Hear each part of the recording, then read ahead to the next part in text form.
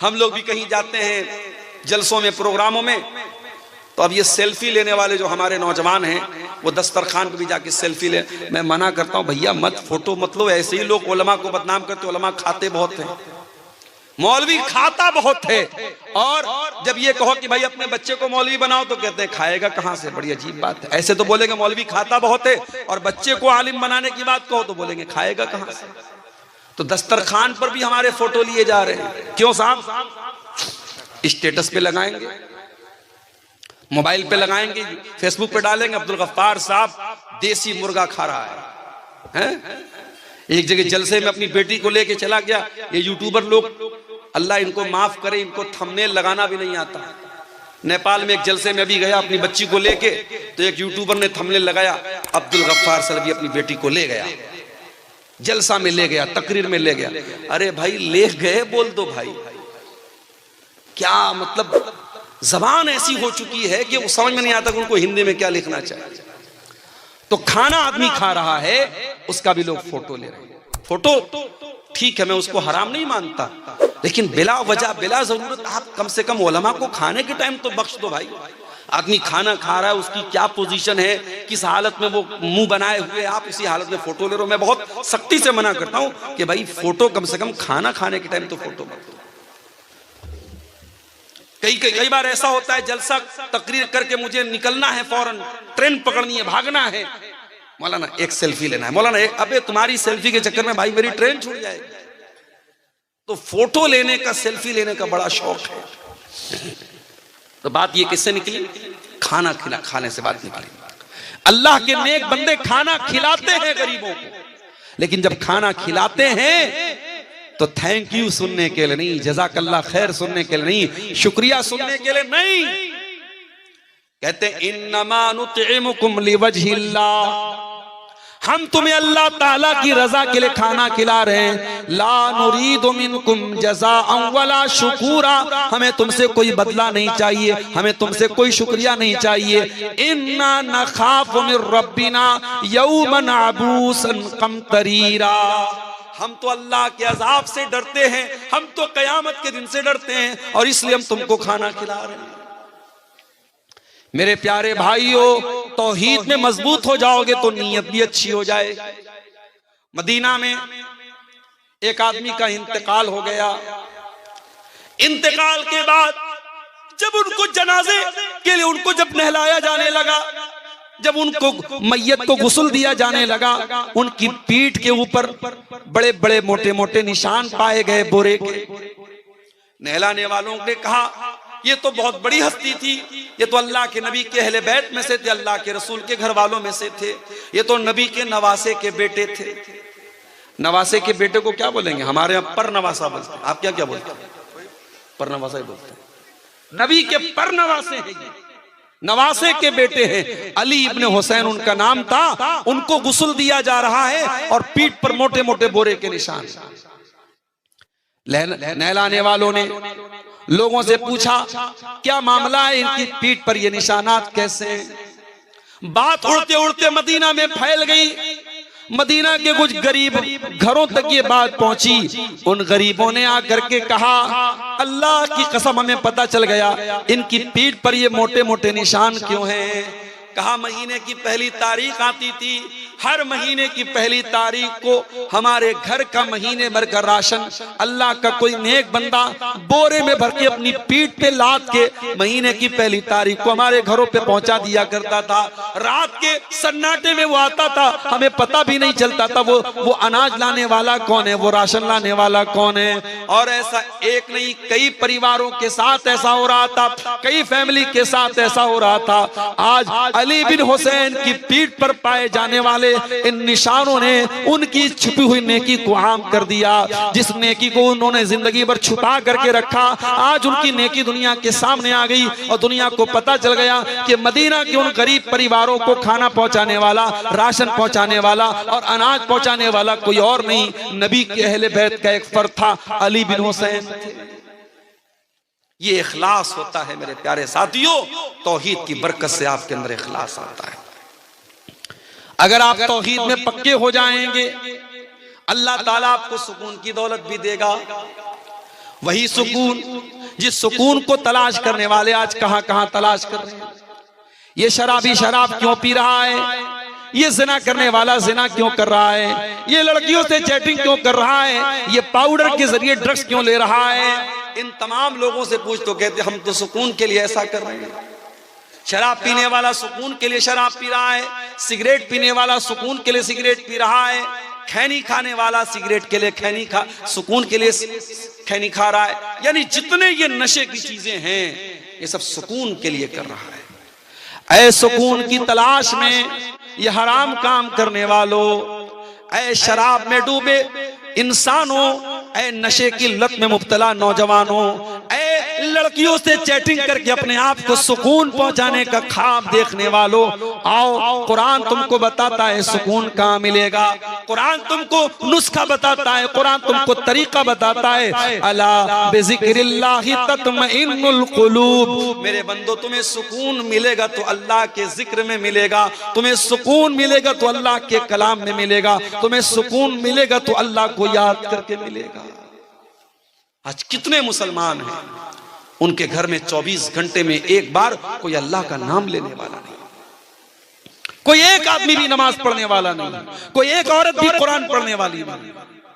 दिन रात मोबाइल पे गाने बज रहे हैं, दिन रात बच्चों के हाथ में मोबाइल, बड़ों के हाथ में मोबाइल, गाने बजाने मुसलमानों के घरों में बज रहे हैं। ओ लोगों, आपने बिल्डिंगें तो बड़ी आलीशान बना ली, आपने मकान तो बड़े अच्छे बना लिए, मगर माफ करना अगर आपके घरों में अल्लाह का नाम नहीं लिया जा रहा है, अगर आपके घरों में अल्लाह का जिक्र नहीं हो रहा है, मैं नहीं कह रहा हूं, अल्लाह के प्यारे नबी फरमा रहे हैं ऐसा घर मुर्दा है मुर्दा। आपने फरमाया मसलुल बैतिल्लज़ी युज़करुल्लाहु फीही वल बैतिल्लज़ी ला युज़करुल्लाहु फीही मिस्लल हय्य वल मय्यित। जिस घर में अल्लाह का नाम लिया जाए वो घर जिंदा है, और जिस घर में अल्लाह का नाम ना लिया जाए वो घर मुर्दा है।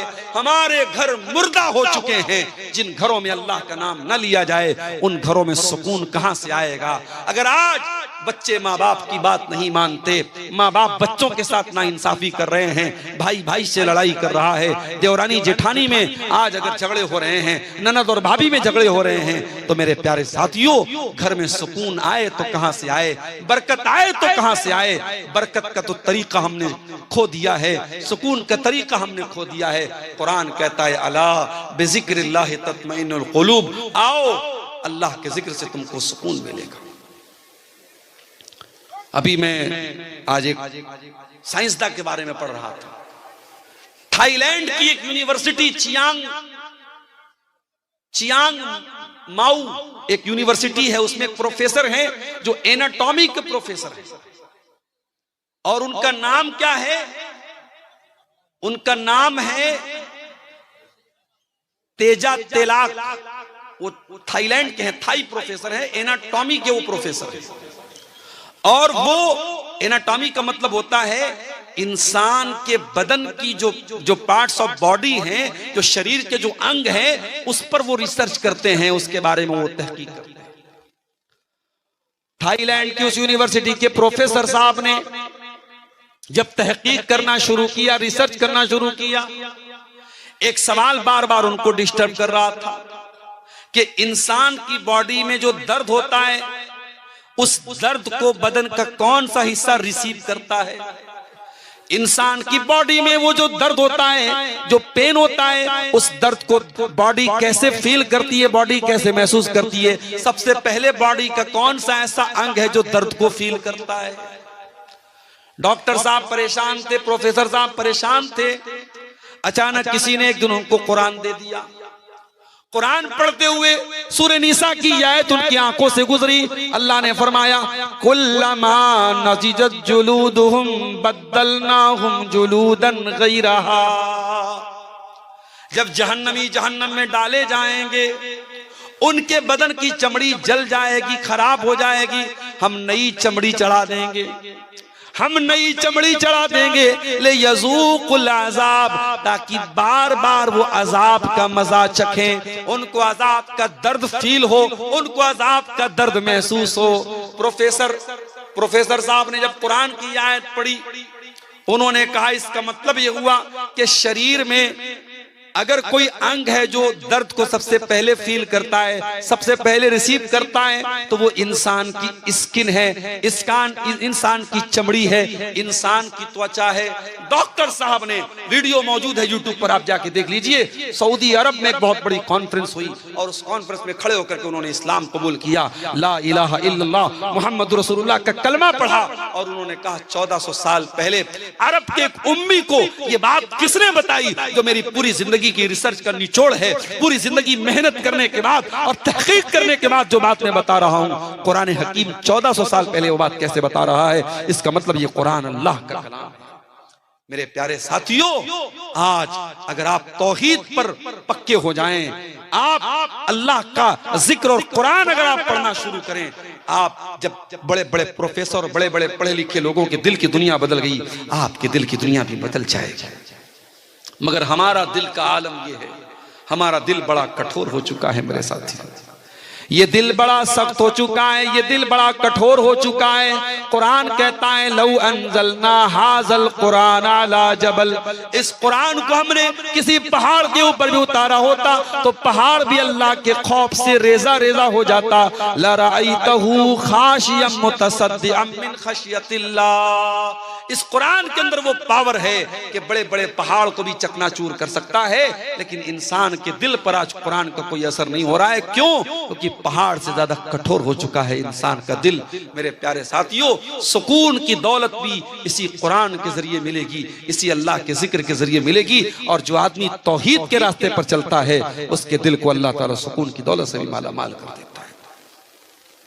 मूसा अलैहिस्सलाम को देखिए, बनी इस्राइल को लेके जा रहे हैं, फिरौन को पता चला, फिरौन ने पीछा किया, सामने दरियाए कुलजुम आ गया।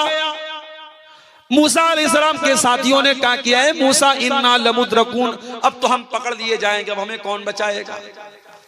मूसा अलैहिस्सलाम ने बड़े इत्मीनान से जवाब दिया, कल्ला इन्ना मइया रब्बी सयहदीन, ऐ मेरी कौम के लोगों, मेरा रब मेरे साथ है, मेरा अल्लाह मेरे साथ है, वो जरूर कोई ना कोई रास्ता निकालेगा। ये सुकून हजरत मूसा के दिल में कैसे पैदा हुआ? ये तौहीद की बदौलत पैदा हुआ। जब इंसान की तौहीद पक्की होगी, जब अल्लाह पर यकीन पक्का होगा, बड़े बड़े मुश्किल हालात में भी वही सुकून उसके दिल में मौजूद होगा। मूसा अलैहिस्सलाम ने कहा मेरा रब मेरे साथ है, वो जरूर कोई ना कोई रास्ता निकालेगा। फ़अौहैना इला मूसा अन इज़रिब बिअसाकल बहरा फनफलक फकान कुल्लु फिरकिन कत्तौदिल अज़ीम। अल्लाह फरमाता है, हमने मूसा से कहा, ऐ मूसा तू पानी के ऊपर अपने आसा को, अपनी लाठी को मार दे, पानी फट जाएगा और दोनों तरफ पानी रुक जाएगा और बीच में रास्ता बन जाएगा। पानी के ऊपर कभी रास्ता बनते देखा है? मनिहारी का ब्रिज बन रहा है, कितने जमाने से काम चल रहा है, अभी लोग बता रहे 2026-27 में काम कंप्लीट होगा। पानी के अंदर ब्रिज बनाना आसान काम नहीं है, पानी के अंदर पिलर खड़ा करना आसान काम नहीं है। अल्लाह ताला की टेक्नोलॉजी देखो मेरे भाई, अल्लाह ने पानी को रोक दिया दोनों तरफ और बीच में रोड बन गई, रास्ता बन गया और मूसा अलैहिस्सलाम अपने साथियों के साथ बड़े आराम से पानी को क्रॉस कर गए। अल्लाह ताला की जो टेक्नोलॉजी होती है, अल्लाह की जो तदबीर होती है, इंसान वहां तक पहुंच भी नहीं सकता। वल्लाहु खैरुल माकिरीन। इंसानों की तदबीर अल्लाह की तदबीर के सामने कुछ नहीं है। जब अल्लाह अपनी प्लानिंग करेगा तो इंसानों की तदबीर, इंसानों की चालबाजी, इंसानों की मक्कारी धरी की धरी रह जाएगी। अल्लाह की तदबीर उनकी सारी मक्कारियों को खत्म कर देगी मेरे प्यारे साथी। तो तौहीद पे चलने वाला सुकून की दौलत से माला माल होता है। जो इंसान तौहीद पर चलता है वो अल्लाह के कैमरे से हमेशा डरता रहता है। दुनिया का कैमरा, आज आप किसी बड़े मार्केट में चले जाएं, कटिहार के किसी बड़े दुकान में, मॉल में चले जाएं, आप मालदा में चले जाएं, आसपास पूर्णिया चले जाएं, बड़ी बड़ी दुकानों पे कैमरे लगे हैं। क्यों लगे हैं भाई? कैमरे लगे हैं साहब, उनको कहते हैं सीसीटीवी कैमरा। वो सिक्योरिटी के लिए लगे हैं, सुरक्षा के लिए लगे हैं। कैमरा लगा है तो चोरी नहीं होगी, कैमरा लगा है तो कोई गलत काम नहीं होगा। जो इंसान तौहीद पर चलता है उसे अल्लाह ताला के कैमरे का डर सबसे ज्यादा होता है, क्योंकि इंसान का बनाया हुआ कैमरा तो फेल भी हो सकता है। इंसान के बने हुए कैमरे में जो चीजें रिकॉर्ड हो रही हैं उनका टाइम होता है, 1 महीना तक रिकॉर्ड होंगी, 6 महीने तक रिकॉर्ड होंगी, 1 साल तक रिकॉर्ड होंगी, उसके बाद वो फाइल डिलीट हो जाएगी, खत्म हो जाएगी। लेकिन अल्लाह ताला का जो कैमरा चल रहा है, फरमाया हुआ इन्ना अलैकुम लहाफिज़ीन किरामन कातिबीन यालमून मा तफअलून। मेरे बंदो, हमने तुम्हारे आमाल को रिकॉर्ड करने के लिए फरिश्तों को लगा दिया है, वो तुम्हारी एक एक एक्टिविटी को रिकॉर्ड कर रहे हैं, और जो कुछ तुम कर रहे हो मेरे फरिश्ते रिकॉर्ड कर रहे हैं। और फरिश्तों की जो ये रिकॉर्डिंग हो रही है ये डिलीट होने वाली नहीं है, ये बंद होने वाली नहीं है मेरे प्यारे साथी। जो इंसान तौहीद पे चलता है उसे अल्लाह की पकड़ का डर होता है कि अल्लाह ताला से बच के कहां जाएंगे। यही वजह है हजरत लुकमान अपने बच्चे से कहते हैं, या बुनैया इन्नहा इन तकुम मिस्काला हब्बतिन मिन खरदल, ऐ मेरे बच्चे, अगर एक राई के दाने के बराबर भी कोई चीज होगी, फतकुन फी सखरा, और किसी चट्टान के अंदर वो चीज छुपी हुई होगी, औ फी समा, आसमानों में कहीं होगी, औ फिल अर्ज़ी, या जमीन पे कहीं होगी, याति बिहल्लाह, अल्लाह ताला राई के दाने के बराबर चीज को भी सामने ले आए। अल्लाह के नबी के पास एक सहाबी आए, कहा अल्लाह के रसूल, मेरे कुछ गुलाम हैं, मेरे साथ बदतमीजी करते हैं, मैं कभी कभी मार देता हूं, बुरा भला कह देता हूं। अरे अल्लाह के रसूल, क्या मेरी पकड़ होगी अल्लाह के यहाँ? अपने गुलामों को अगर मार दिया, पीट दिया, बुरा भला कह दिया, क्या मेरी पकड़ होगी अल्लाह के यहाँ? अल्लाह के नबी ने कुरान की आयत पढ़ी, वनज़उल मवाज़ीनल क़िस्त लियौमिल क़ियामह, हम क़यामत के दिन इंसाफ का तराजू रखेंगे, फला तुज़लमु नफ्सुन शैया, और क़यामत के दिन अल्लाह के तराजू पर किसी के साथ कोई अन्याय नहीं होगा। व इन काना मिस्काला हब्बतिन मिन खरदलिन अतैना बिहा, और एक राई के दाने के बराबर भी अगर तुम्हारा कोई अमल होगा अल्लाह के तराजू पर सामने आ जाएगा। व कफा बिना हासिबीन, मेरे बंदो, जब हम हिसाब लेंगे तो पूरा पूरा लेंगे। अल्लाह के नबी ने कुरान की आयत पढ़ी और कहा कि ऐ मेरे सहाबी, आप अपने गुलामों को जो मारते हैं, पीटते हैं, जो बुरा भला कहते हैं, उसको कैलकुलेट किया जाएगा, उसको नापा जाएगा, उसको तौला जाएगा। अगर आपके गुलामों की जो बदतमीजी है, आपके गुलामों की जो नाफरमानी है, अगर वो ज्यादा निकली और आपकी सजा कम निकली तो आपको उनकी नेकी मिल जाएगी, आपके गुनाह कुछ कम हो जाएंगे। लेकिन अगर आपने अपने गुलामों को जो सजा दी है, जो मारा है, जो पीटा है, अगर आपकी सजा ज्यादा है और आपके गुलामों की गलती कम है, तो फिर उनके गुनाह आपके ऊपर लादे जाएंगे और आपको अपनी नेकियों से हाथ धोना पड़ेगा। अल्लाह।